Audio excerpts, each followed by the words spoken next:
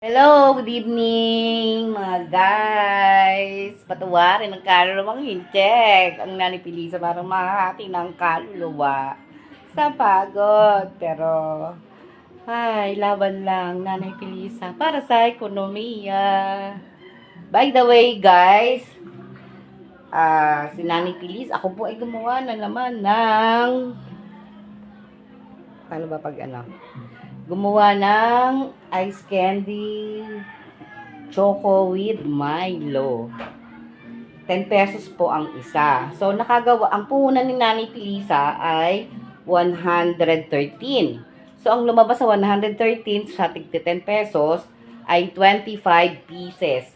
So, maibibenta ni Nanay Pilisa, ilalabas ko yung sa condense, sa asukal, and then sa Milo. So, 113 yon. Ang magiging tubo ko is 2, 4, 6, 8, 10, 11. So, ang magiging tubo ni Nanay Pilisa ay 110. Not that. Yan po ay malaking bagay sa ating mga nanay na nagmemenos.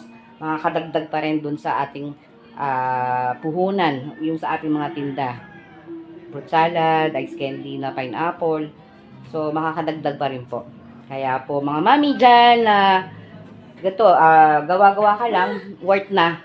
Worth na nakakalibang at the same time, kumikita ka pa rin. Kaya po, mga mami dyan, laging lang good vibes. At paki-comment lang po, follow and share, paki-comment po sa hashtag Nanay Pilisa. Maraming po salamat. Sa susunod na lang po. Paalam!